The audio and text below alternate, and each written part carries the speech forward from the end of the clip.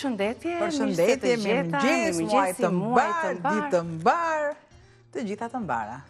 Dhe më shumë se sa një muaj mbar dhe më shumë se sa një ditë, një maj, si që është dita punëtorëve, tani, ti shkon shumë me këtë shportën me petale trëndafili, e rosta, e ëmbla, aroma e mirë, dhe një ditë më shumë në kalendar është edhe fakti që ti feston dhe ditëlindjen e vajzës sot. Kështu që Inat na bëhet edhe 100, se kemi bërë si familje madhe, edhe 100 vajza. Faleminderit. 100 vjeç bëri mamit, 100 vjeç lulja ime, pa ty s'do kishe kuptim të isha nën. Kaq. E bukur shumë.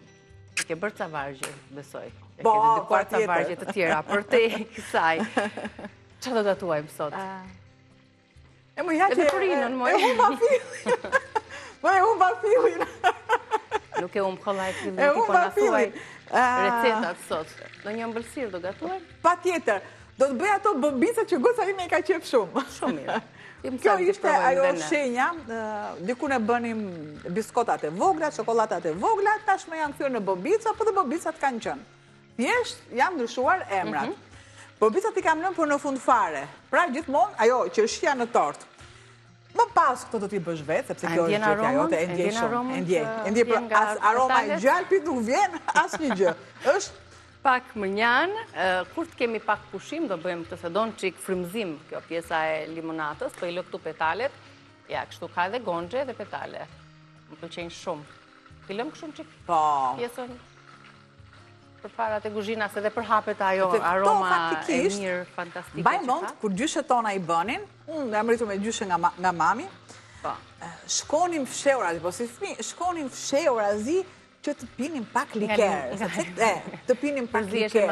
Jo shurupin, i vendosim pak karajfil, pra ishte ajo aroma e veçantë, aroma që do llapet e gjysheve këtë herë mbanin këtë aromë. Ku vinin miqt, ti që rasni me një limonat trëndafil, dhe ishte pikërisht ky sezoni tani, që mblidhen këto petalet, ndoshta edhe më vonë, i vendosin te dritarja, te dritarja që kanë qenë dikur, sidomos shtëpi private, po edhe këtu në Tiranë, me ato kortinat. Ato me grep. Aty prapa atyre kortinave, ato shishet e qelqit me limonat, nuk ishte të krahasuar, nuk krahasojshe me asnjë lloj pije.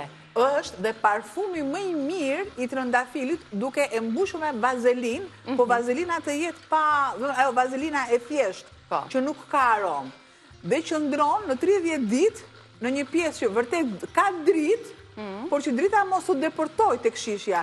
Dhe esenca e saj mbas 30 ditësh qëndron diçka vajore. Është aroma më e mirë. Është aroma më.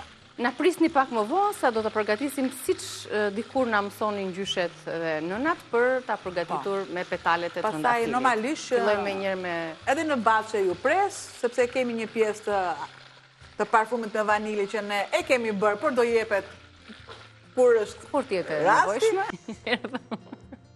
Jemi në kuzhinën tonë, do bëjmë një limonatën apo supën?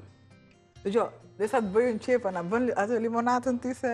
Po, atër limonata me petalet e trëndafilit, që më duke menduar tani që si ti mbledhim këto, apo të bëjmë vetëm të shportë dhe t'i lëmë për dekor pjesën e petaleve mbi tavolinë, se në kanë lëshuar për hir të vërtetës një aromë fantastike në tryez, në kuzhinën tonë, dhe këto aromaterapit janë shumë të shëndetshme në fakt, me lloj-lloj vajrash dhe aromash të mira, Livando, kemi një natyrë fantastike në vendin tonë, ku mund të gjejmë bimë të jashtëzakonshme, për të kënaqur shpirtin, mendjen, për të bërë aromaterapi dhe për të trajtuar probleme të ndryshme shëndetësore, sepse trëndafili, livando edhe shumë bimë të tjera përdoren sigurisht dhe për aromaterapi. Tani, nëse ju kujtohet, si përgatiteshe regjia mund të më ndihmojë dhe me komunikimin me anvisat tona, që janë duke na ndjekur. Nëse ju keni bërë apo jo një limonat, le ta bëjmë së bashku, telefononi numrin që do t'jetë në ekran dhe do të përgatisim bashk limonatën me këto petale që na kanë ardhur nga lushnja. Doktor Yllimeri është kujdesur për të na sjellë kështu të freskëta, të mbledhura posaçërisht dje, për të kënaqur këdo këtu në emisionin ton me një gotë limonat. Tani do t'i marr këto petalet, se sigurisht janë të mbledhura, do t'i shpërlaj pak me ujë, ka dhe disa kështu të vogla, edhe këto do t'i vendos. Albana t'i vendos edhe këto gonxhet e vogla, gonxhet të pa shpërthyera, po i vendos siç janë. po i bëj një shpëlarje të mirë, me ujë të ftohtë.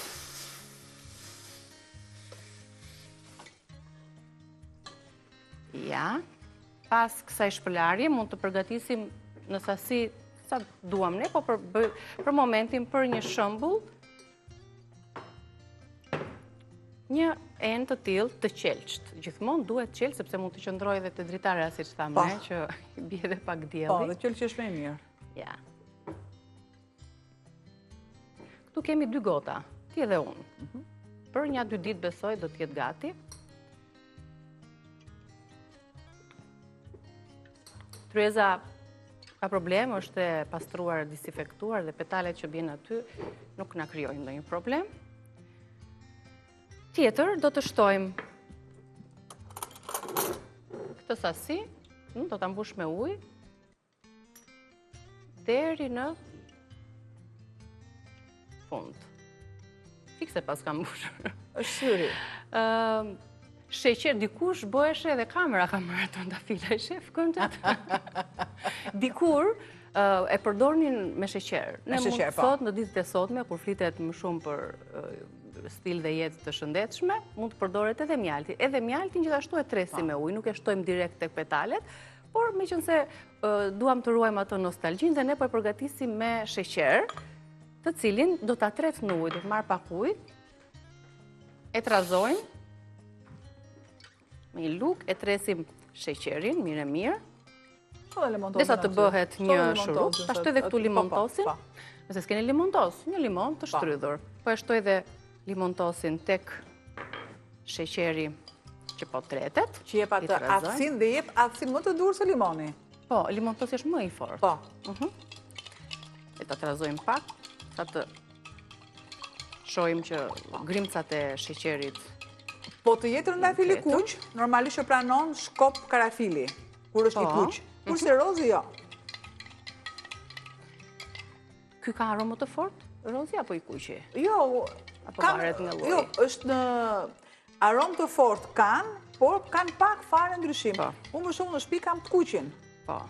Që është një ciklamin i fuqishëm. Edhe ka super aromë. Do këto janë vetëm për.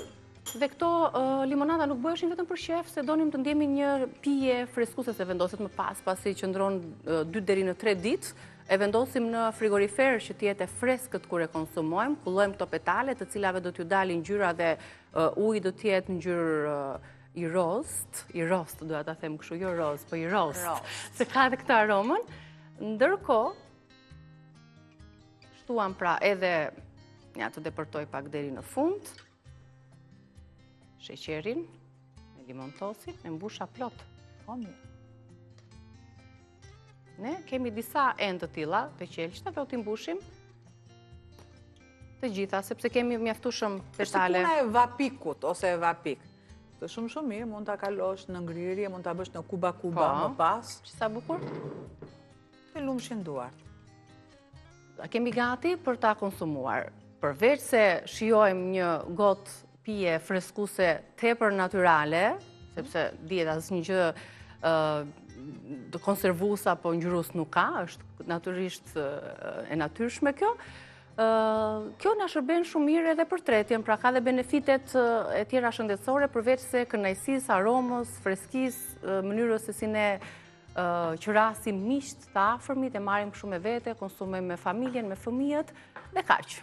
Kjo ishte limonata e dikurshme, nostalgjike e gjysheve.